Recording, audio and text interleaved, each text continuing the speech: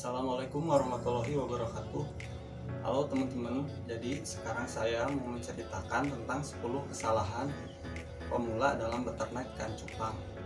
Oke, untuk yang pertama, belum bisa merawat ikan cupang. Jadi menurut saya, sebelum kita beternak ikan cupang, alangkah baiknya kita harus bisa dulu merawat ikan cupang.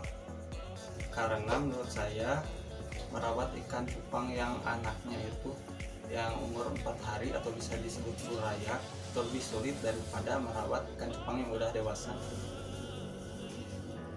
Untuk yang selanjutnya, yang kedua, belum bisa membedakan ikan cupang jantan dan betina. Ini yang paling dasar banget. Jadi sebelum kita beternak, kita harus tahu dulu yang jantan sama yang betina.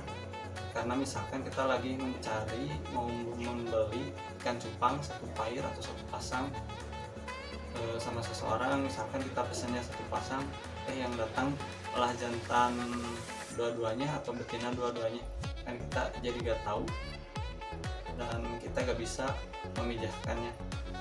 Untuk yang ketiga, belum tahu ciri-ciri ikan cupang yang siap untuk dipijahkan. Untuk yang ini kita bisa searching ya, atau bertanya kepada yang lebih senior supaya kita tahu ciri-cirinya. Misalkan yang jantan itu minimal umurnya 4 bulan dan ciri-ciri fisiknya udah siap serta size-nya S plus atau M atau M plus. Untuk yang betina udah full telur, usianya 4 bulan atau lebih. Untuk yang selanjutnya, yang keempat, belum tahu jenis-jenis ikan cupang. Nah, untuk yang ini biasanya untuk pemula asal breed aja ya. Seperti saya dulu pernah ngalamin ngebreed ikan plakat sama half moon, dan jadinya itu anaknya kejelas banget. Jadi anaknya itu gak sesuai yang kita inginkan. Untuk yang selanjutnya, yang kelima, terlalu buru-buru dan penasaran saat proses pemijahan.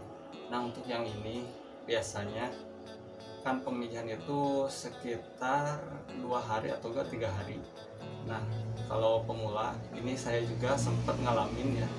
Dulu itu pernah baca di internet itu waktu pemijahannya cuma beberapa jam, dan waktu saya udah satuin ditungguin beberapa jam, sorenya saya angkat betinanya ternyata belum keluar telurnya. Pas udah dipisahin di wadah yang biasa yang buat ngerawat betinanya, malah keluar di sana, kan jadi mubazir ya.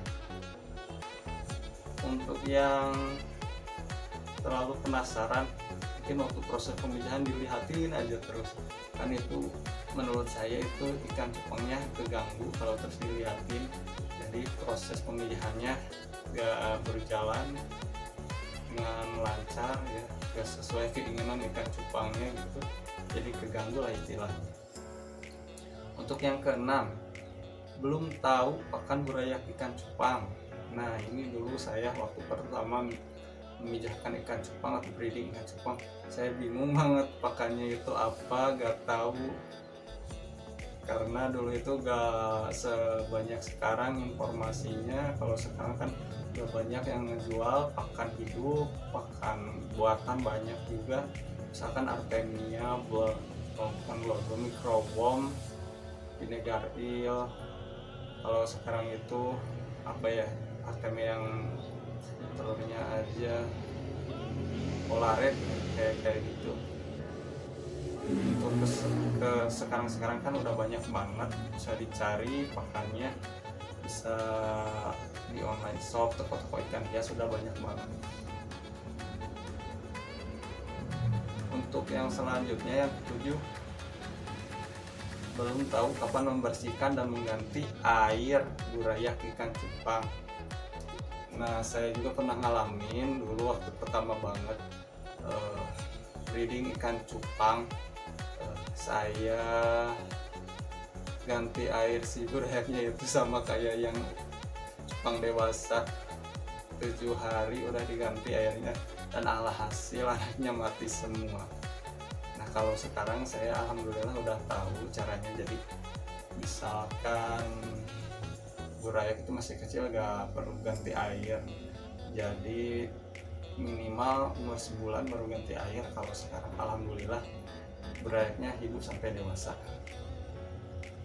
Untuk yang selanjutnya, yang ke-8, belum tahu kapan memisahkan indukan jantan dan betina. Nah ini juga dulu banget ya pernah saya alamin, dan juga teman-teman mungkin dulu ada yang cerita sama saya, Kang kenapa ini ikan cupangnya habis atau telurnya habis.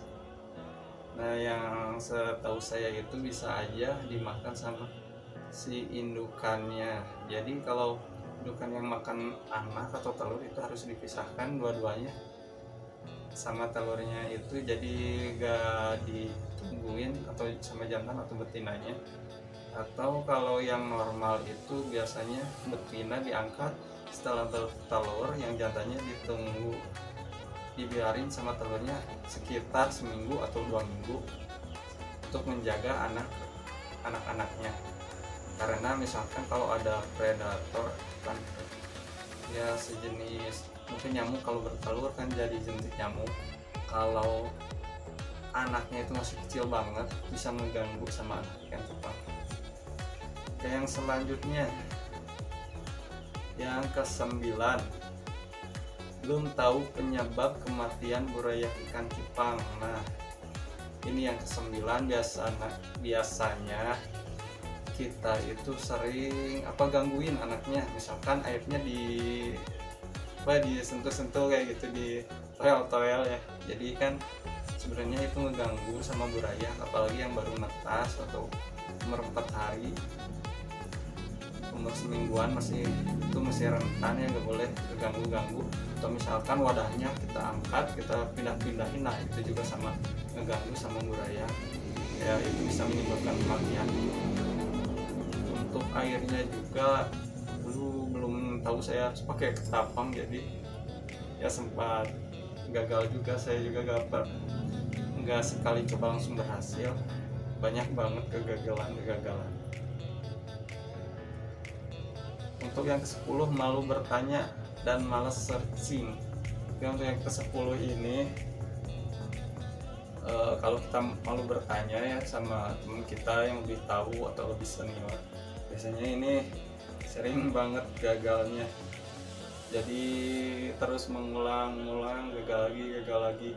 Tapi kalau kita sering bertanya misalkan atau sering searching, kita akan tahu nih penyebabnya apa aja yang bisa membuat burayak itu mati, dan penyelesaiannya gimana aja. Oke, saya rasa udah semua ya, udah 10 poin. Mungkin ada beberapa yang belum saya sebutkan atau saya lupa, ini baru sebagian aja. Jadi buat teman-teman yang tahu atau pernah ngalamin apa aja penyebab kegagalan dalam beternak ikan cupang, yang untuk yang masih pemula boleh lah tulis di kolom komen. Oke, untuk yang suka videonya boleh di like dan di subscribe ya, karena subscribe itu gratis. Saya rasa videonya cukup sekian, sampai jumpa di video berikutnya, mungkin nanti akan dijelaskan lagi lebih rinci. Assalamualaikum warahmatullahi wabarakatuh.